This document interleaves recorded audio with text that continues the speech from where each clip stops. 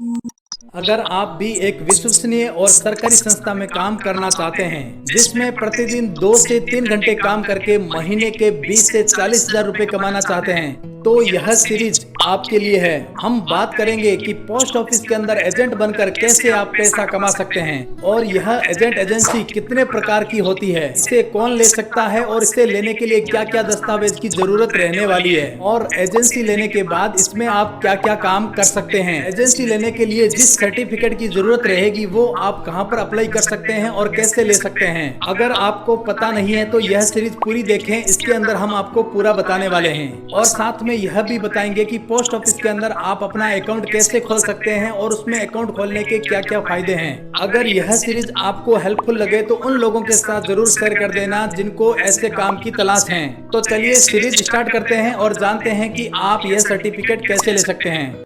तो आइए जानते हैं कि आप यह एजेंसी सर्टिफिकेट कैसे ले सकते हैं। इसको लेने के लिए आपको सबसे पहले अपने जिले के कलेक्टर ऑफिस के अंदर जाना होगा। वहां पर जिला बचत पदाधिकारी बैठते हैं, वहां पर आपको जाना होगा और वहां जाने के बाद आपको एजेंसी अप्लाई करने के लिए वहां से फॉर्म लेना होगा। आप किस प्रकार के एजेंट बनना चाहते हैं वो फॉर्म आपको वहां से लेना है और उसको फिल कर देना है, क्योंकि पोस्ट ऑफिस के अंदर 3 प्रकार के एजेंट आप बन सकते हैं। फॉर्म को भरने के वक्त आपको एक अलग से कॉलम दिया होता है कि आप किस पोस्ट ऑफिस में काम करना चाहते हैं। जिस भी पोस्ट ऑफिस में आप काम करना चाहते हैं उस कॉलम के अंदर उस पोस्ट ऑफिस का नाम लिखना है और सारा फॉर्म फिल करने के बाद उसके साथ सारे प्रमाण पत्र लगा दें। अब प्रमाण पत्र क्या क्या लगाने हैं वो भी मैं आपको बता देता हूँ। सबसे पहले 12वीं क्लास की पास की मार्कशीट आपको लगानी है और दूसरे नंबर कैरेक्टर सर्टिफिकेट, तीसरा आपको मूल निवास प्रमाण पत्र साथ में लगाना है, चौथा आपको अपनी पासपोर्ट साइज फोटो साथ रखनी है और 5वें नंबर पर आपको 5000 की एनएससी लेनी है पोस्ट ऑफिस से। और ये 5000 की एनएससी लेने के लिए आपको साथ में आधार कार्ड और पैन कार्ड और एक फोटो की आवश्यकता रहेगी। यह 5000 की एनएससी आपकी ही होगी और उसके अंदर आपको ब्याज भी मिलेगा।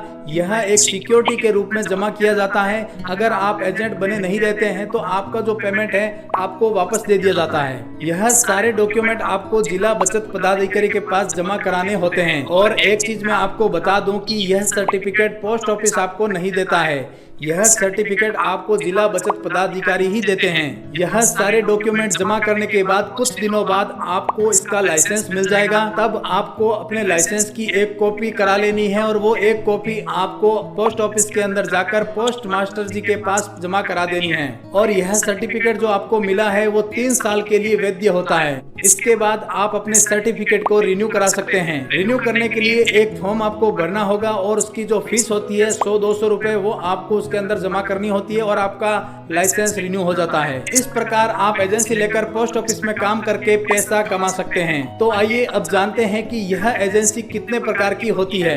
पोस्ट ऑफिस एजेंट बनने के लिए आप 3 प्रकार की एजेंसी ले सकते हैं। सबसे पहले नंबर एजेंसी आती है SAS यानी स्टैंडर्डाइज्ड एजेंसी सिस्टम और दूसरे नंबर पर आती है MPKBY यानी महिला प्रधान क्षेत्रीय बचत योजना और तीसरी आती है PLI और RPLI योजना। तो सबसे पहले हम बात करेंगे SAS यानी FD एजेंट आप कैसे बन सकते हैं। FD एजेंट बनने के लिए आपको सबसे पहले 18 वर्ष की आयु होना जरूरी है। अगर 18 वर्ष से आपके ऊपर की कोई भी आयु है तो आप इसके अंदर अप्लाई कर सकते हैं और इसी के साथ आपको भारतीय नागरिक होना भी जरूरी है। और एक आपको 5000 रुपए की जो NSC लेनी होती है वो आपको इसके अंदर जरूरत रहेगी, जो हमने आपको पहले बता दिया है। FD एजेंट बनकर आप फिक्स डिपॉजिट पर काम कर सकते हैं, जैसे NSC यानी नेशनल सेविंग सर्टिफिकेट, KVP किसान विकास पत्र और MIS मंथली इनकम स्कीम और इसके साथ टाइम डिपॉजिट पर भी काम कर सकते हैं। इसमें एक चीज आपको और बता देते हैं कि अगर आप राज्य या केंद्र सरकार के सेवानिवृत्त कर्मचारी हैं तो भी आप इसके अंदर अप्लाई कर सकते हैं, या फिर आप LIC के या GIC के एजेंट हैं तो भी आप इसके अंदर अप्लाई कर सकते हैं और एजेंट बनकर अपने परिवार की आमदनी को दुगना कर सकते हैं। अब बात करते हैं कि FD एजेंट के अंदर आपको कितना पैसा मिलता है। इसके लिए एक एग्जांपल से हम आपको समझाते हैं। जैसे आप किसी एक व्यक्ति की 1 लाख की FD करते हैं तो आपको उस FD की रकम पर 0.5% का कमीशन मिलता है। जैसे आपने 1 लाख की FD की तो 0.5 के हिसाब से आपको 500 रुपए कमीशन इसके अंदर मिल जाता है।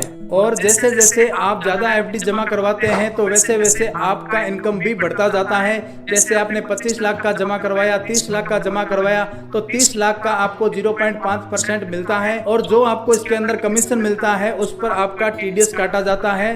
जैसे आपका लाख पर 500 रुपए कटा तो उसके अंदर टीडीएस कटकर आपको 475 रुपए मिलते हैं।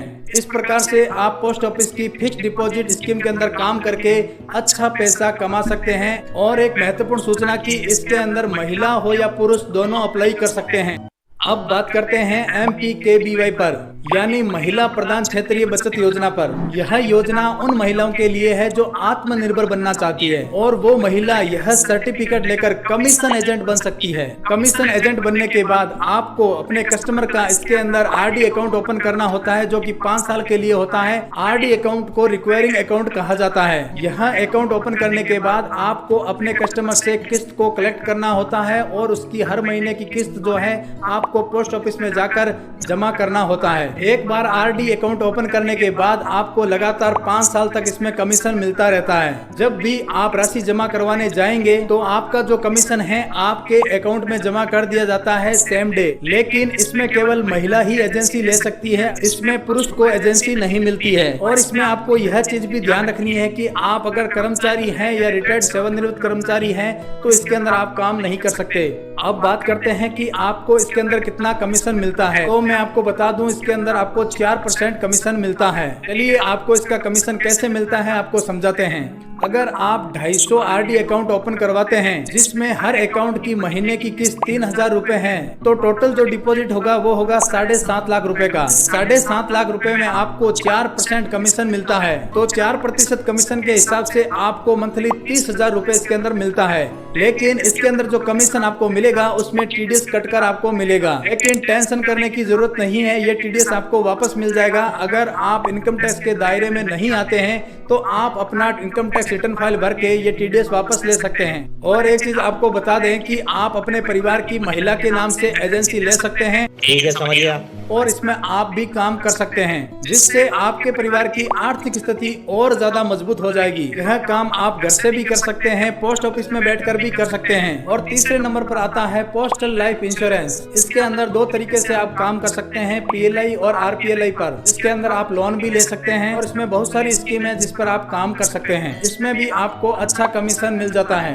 अब बात करते हैं पोस्ट ऑफिस में सेविंग अकाउंट के क्या क्या फायदे हैं। सबसे पहला फायदा यह है कि इसमें कोई भी बालिग हो चाहे नाबालिग हो वो इसके अंदर अकाउंट ओपन कर सकता है और इस अकाउंट में पैसे डिपॉजिट करने की कोई लिमिट नहीं है। और आपको इसमें 10,000 रुपए तक टैक्स में छूट भी मिलती है। और पोस्ट ऑफिस सेविंग अकाउंट में आपको 4% ब्याज भी मिलता है। और बाकी जो दूसरे बैंक होते हैं उनकी तुलना में इनका जो चार्ज होता है वो भी आपको बहुत कम देना होता है। बस आपके सेविंग अकाउंट में 500 रुपए रहने चाहिए। अगर इससे नीचे बैलेंस जाता है तो 50 रुपए चार्ज काटा जाता है। पोस्ट ऑफिस में आपको सभी सुविधाएं मिल जाती है, जैसे ATM कार्ड मिल जाता है, इंटरनेट बैंकिंग मिल जाती है, जिससे आपका काम आसान हो जाता है। चलिए फ्रेंड्स, अब हम आपको बताते हैं कि पोस्ट ऑफिस के अंदर आप सेविंग अकाउंट कैसे ओपन कर सकते हैं। इसके लिए सबसे पहले आपको क्रोम ब्राउजर को ओपन करना है। तो मैं अपना क्रोम ब्राउजर ओपन कर लिया है। यहाँ पर आपको सर्च बार में सर्च करना है पोस्ट ऑफिस। तो यहाँ पर आपको पोस्ट ऑफिस लिख के सर्च कर लेना है। सर्च करने के बाद आपके सामने ऐसा इंटरफेस आ जाएगा। यहाँ पर आप नीचे देखेंगे पोस्ट ऑफिस की जो ऑफिशियल वेबसाइट है आपके सामने आ गई है। और यहाँ पर आपको नीचे फॉर्म का जो ऑप्शन दिखाई दे रहा है उस पर आपको क्लिक कर देना है। फॉर्म पर क्लिक करने के बाद आप देख सकते हैं यहाँ पर फॉर्म आपके सामने ओपन हो जाते हैं। अब आपको इसको स्क्रॉल डाउन करना है। स्क्रॉल डाउन करने के बाद नीचे की साइड में एक सेविंग अकाउंट का ऑप्शन आपको दिखाई देगा। ये देख सकते हैं आप, सेविंग बैंक का ऑप्शन आपके सामने आ गया। यहाँ पर लिखा हुआ है पहले नंबर पर application form for opening account. यहाँ पर आपको ये फॉर्म डाउनलोड कर लेना है। ये फॉर्म मैंने पहले डाउनलोड कर रखा है, मैं इसको डाउनलोड अगेन कर लेता हूँ। उसके बाद इस फॉर्म को ओपन कर लेना है। ये फॉर्म ओपन होने के बाद आप इसके अंदर देख सकते हैं ये फॉर्म आपके सामने आ गया है। ये सारा फॉर्म आपको फिल करना है।